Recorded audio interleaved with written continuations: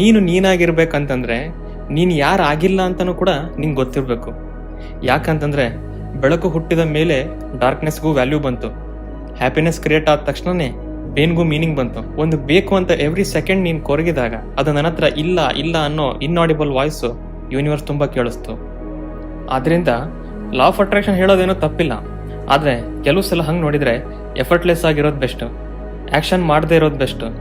ನೀನು ನೀನಾಗೇ ಇದ್ದಾಗ ಎಲ್ಲ ಸಿಗುತ್ತೆ ಅನ್ನೋ ಹೋಪ್ ಬರ್ಸ್ಕೊಳ್ಳೋದು ಬೆಸ್ಟ್.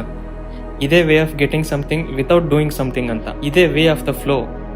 ಇದು ಎಕ್ಸಾಕ್ಟ್ಲಿ ಏನು ಅಂತ ನಂಗೆ ಹೇಳೋಕ್ಕಾಗ್ತಿಲ್ಲ, ಪ್ರಾಬಬ್ಲಿ ಆಗೋದೂ ಇಲ್ಲ. ಇದೊಂದು ಡೆಫಿನೇಷನ್ಲೆಸ್ ಡೆಫಿನೇಷನ್. ಇದು ನೀನಿಲ್ಲದ ನಾನು ಥರ. ನೀನಿಲ್ಲ, ಆದರೆ ನಿನ್ನ ಕಾನ್ಸೆಪ್ಟ್ ಇದೆ.